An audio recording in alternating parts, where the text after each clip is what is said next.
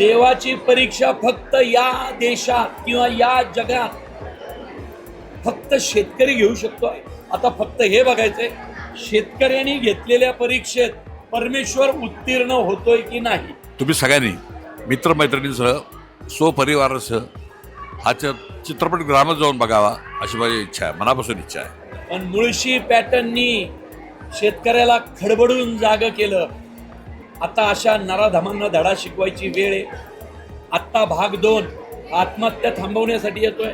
भाग 3 कदाचित वेगळा असेल, पण 4, 5, 6, 7 कुठेतरी या विषयाला वाचा फोडण्याचा मी प्रयत्न करेल.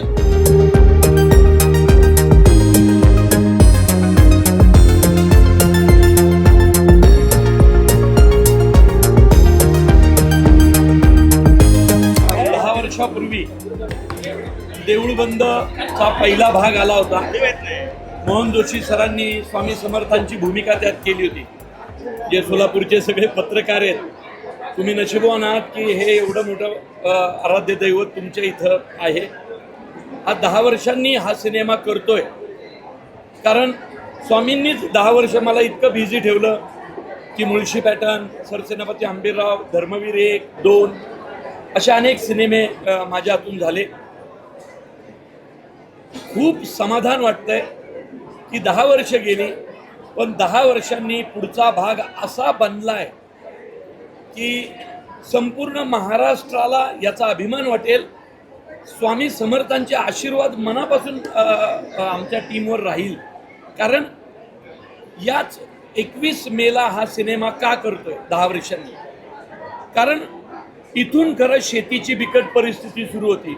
अवकाळी पाऊस, वळवाचा पाऊस, ओला दुष्काळ, सुका दुष्काळ, हमी भाव नाही, अशा अनेक गोष्टी येतात आणि शेतकऱ्यांच्या मनात नैराश्य निर्माण होतं.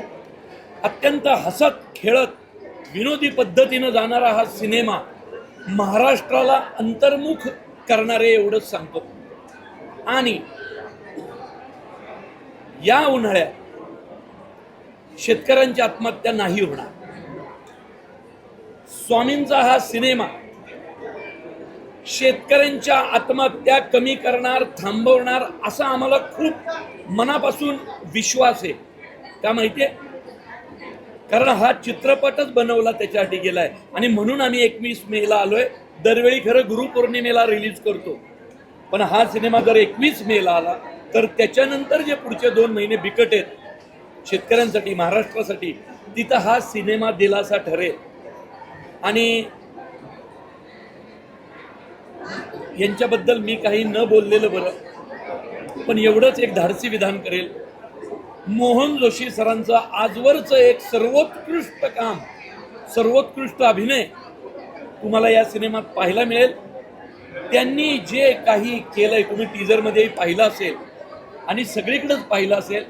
या टीजरमध्ये पाहताना तुम्हाला लक्षात आलं असेल की मोहन जोशी आणि स्नेहल तरडे यांची जुगलबंदी महाराष्ट्राला मंत्रमुग्ध करून टाकणारे हा अभिनय, हे लेखन, दिग्दर्शन आणि सगळंच तुम्हाला खूप आवडेल. कैलास वाणी या निर्मात्याचे मी आयुष्यभर आभार मानेन की चला मराठी इंडस्ट्रीला एक निर्माता तरी असा मिळाला जो प्रॉफिटसाठी काम करत नाही. या चित्रपटाच्या निर्मितीतून जो काही प्रॉफिट येतो, पहिल्या भागाचा सुद्धा त्यांनी सर्व डोनेट केला होता. या भागाचा सुद्धा ते डोनेट करणारे, विशेष करून आत्महत्याग्रस्त शेतकऱ्यांच्या ज्या पोरी आहेत त्या पोरींचा सर्व शिक्षणाचा खर्च, भले एखादी पोरगी फॉरेनला जरी शिकायला गेली तरी तिच्या शिक्षणाचा खर्च आमचे निर्माते या चित्रपटातून जो प्रॉफिट होणार आहे त्यातून उचलणार आहे. त्यामुळं असा चित्रपट चालवणं, लोकांपर्यंत पोहोचवणं ही आपल्या प्रत्येकाची जबाबदारी. एक लक्षात ठेवा, मी असं नाही म्हणत की चित्रपट कसाही बनलाय चालवा. चित्रपट पहा, चित्रपट बघा, चित्रपट पाहिल्यानंतर तुमच्या प्रत्येकाला काय वाटलं ते तुम्ही ठरवा आणि मग तुम्ही तुमचा चित्रपट म्हणून हा चालवा. जर चित्रपट नाही आवडला अजिबात नका चालू, पण मी गॅरंटी घेतो तुम्ही हा चित्रपट चालवणारच. कारण फिल्म म्हणून, एक फिल्म मेकर म्हणून एक स्वामी भक्ती वगैरे जरा वेळ बाजूला ठेवली आणि फिल्म मेकिंग म्हणून पाहिलं तरी असा स्क्रीन प्ले, असे डायलॉग, म्हणजे तुम्ही ते पहा आणि तुम्ही ठरवा हा चित्रपट महाराष्ट्राच्या घरात न्यायचा का नाही. महाराष्ट्रातल्या प्रत्येक त्या महिलेला जी कुटुंबासाठी झटते, राबते, त्या महिलेला हा चित्रपट मी आज स्वामींच्या मंदिरात सर्व महिलांच्या चरणी समर्पित करतो. स्वामी.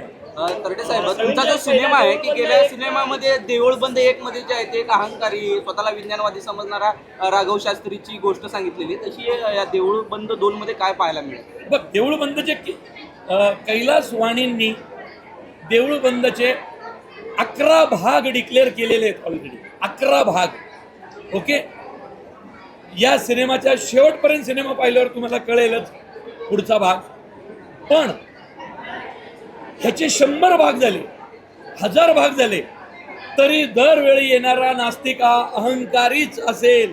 कारण आपल्या माणसांना अहंकार आपल्या 5वीला पोजला. त्यामुळं तो अहंकार मनातून काढण्यासाठी तर अशी देवस्थानं असतात ना, काय इंग्रज आहे. तो अहंकार अशा मंदिरांमध्ये आल्यावर जातोच. आणि हा अहंकार आहे का नाही ते तुम्ही ठरवा. पण आता परीक्षा देवाची परीक्षा फक्त या देशात किंवा या जगात फक्त शेतकरी घेऊ शकतो. देवाची परीक्षा घ्यायचा अधिकार कुणालाही नाहीये, शेतकऱ्याला आहे. का माहितीये? देव परमेश्वर का? तर त्यांनी माणसाची निर्मिती केली, बरोबर की नाही. माणसासारखं क्रिएशन देवानी बनवलं म्हणून तो देवत्व आहे त्याला. आणि देवानी बनवलेला माणसाचं पोट भरण्याचं दायित्व शेतकऱ्यांनी उचललं म्हणून शेतकरी हा प्रतिपरमेश्वर आहे. त्यामुळं परमेश्वराला जाब विचारण्याचा अधिकार आहे, परीक्षा घेण्याचा अधिकार आहे. आता फक्त हे बघायचंय शेतकऱ्यांनी घेतलेल्या परीक्षेत परमेश्वर उत्तीर्ण होतोय की नाही. स्वामी. सर, आपण असं म्हणालात की हा चित्रपट जो आहे तो महाराष्ट्रातल्या सर्व या कुटुंबासाठी झटत आहेत, त्यांच्यासाठी समर्पित आहे. खरं तर पुण्यामध्ये ज्या घटना घडत आहेत, विशेषतः राज्यभरात या घटना घडत आहेत. आता पुण्यामध्ये देऊळमध्ये सुद्धा तशाच पद्धतीचा एका गिरणी चालकाने एका अल्पवयीन मुलीवर अत्याचार करण्याचा प्रयत्न केला. काय नक्की हवं ते सोल्युशन काय? आपण जसं म्हणालात की शेतकऱ्यांची आत्महत्या ह्या चित्रपट मी एक फिल्म मेकर आहे. मी काय करू शकतो? मी माझी उद्विग्न प्रतिक्रिया तर एकदा दिलेली आहे, त्याच्यावरनं पण केवढी गदारोळ उठला. आपण शेवटी एक माणूस आहे ना. मी पण आता महाराष्ट्रात ज्यांना पोरी आहेत, जे पोरींचे बाप आहेत, ज्या पोरी आहेत, त्या पोरींच्या बापांना विचारा ती बातमी पाहिल्यावर काय झालं असेल. तर एक फिल्म मेकर म्हणून मी एकच गोष्ट करेल, मी एखादा तरी देऊळ बंदचे जे 11 भाग वाणी साहेबांनी डिक्लेअर केले, आत्ताच सांगतो, एखाद्या भागात या अशा नराधमांना चेचायला स्वतः आता स्वामींनाच यावं लागेल, एवढंच सांगतो तुम्हाला. आणि तिथं त्याच्यात कायदा बिदा असं काही नसेल. कारण ज्यावेळी स्वामी शिक्षा द्यायला उतरतात त्यावेळी स्वामींची शिक्षा भयानक असते. तुम्हाला काय वाटतं? स्वामींच्या मनात स्वामींनी काय पाहिलं नसेल? ते जेव्हा करायची त्याला अशी शिक्षा होईल, त्याच्या वाट्याला असा मृत्यू येईल की पुन्हा कोणी धजावणार नाही. आणि फिल्म मेकर म्हणून मी तुम्हा सगळ्यांना एकच सांगेन की मी या विषयाला जे चाललंय भयान, मी पोरींच्या आईबापांना एक आशेचा किरण देण्यासाठी असा एखादा चित्रपट बनवेन की त्या नराधमांना असे मृत्यू दिसतील त्या चित्रपटात की ते पाहून पुन्हा कुणी असं करण्याची हिंमत करणार नाही. जसं मुळशी पॅटर्न नंतर शेतकऱ्यांच्या जमिनी धाक धपटशाने घेणं बंद झालं. कुणी काही म्हणा, पण मुळशी पॅटर्ननी शेतकऱ्याला खडबडून जागं केलं. आता अशा नराधमांना धडा शिकवायची वेळ आहे. आत्ता भाग 2 आत्महत्या थांबवण्यासाठी येतोय. भाग 3 कदाचित वेगळा असेल, पण 4, 5, 6, 7 कुठेतरी या विषयाला वाचा फोडण्याचा मी प्रयत्न करेल. माझ्या त्या भगिनींसाठी माझ्या त्या पुतण्यांसाठी की ज्या अशा अत्याचाराला बळी पडले आहेत. माणूस म्हणून खूप आपण कमी पडलोय सगळेच जण. आपण प्रयत्न करू आपापल्या क्षेत्रात याला वाचा फोडण्याची. चित्रपट खूप चांगला बनला आहे. आमची कामं सगळ्यांचीच बऱ्यापैकी झाली आणि चित्रपट बघितल्यानंतर आपल्याला कळलंच काय स्टोरी आहे ती. त्यामुळे आता मी एक्सपोज करणं बरोबर नाही. सर कलाकार आणि स्वामी तुमची कशी बैठक? कसं आहे, स्वामींविषयी मी वाचलं आहे, अनुभवलं आहे आणि त्यांचा फोटो बघितला आहे. त्याप्रमाणे माझ्या इमॅजिनेशनमध्ये येऊन माझा मेकअप झाल्यानंतर मी स्वामीच असतो. असं काही वेगळा असं नाही. पण माझ्या आचरणामध्ये खूप फरक पडला आहे. देऊळबंद 1 आणि देऊळबंद 2 येतं, त्याच्यामध्ये 10 वर्षाचा अंतर आहे. त्याच्यामध्ये तुमची कधी स्वामीची भेट झाली आहे किंवा काही प्रचिती आली आहे काही किंवा असं काही सिग्नल झाले? खरं सांगायचं तर स्वामींकडे मी जे मागितलं ते मला मिळालं आहे. त्यामुळे आता मागण्यासारखं काही राहिलं नाही. आता फक्त चांगली बुद्धी दे एवढंच मागतो, बाकी काय मागत नाही. तृप्त आहे मी. हा चित्रपट 21 मेला संपूर्ण महाराष्ट्रात रिलीज होणार आहे.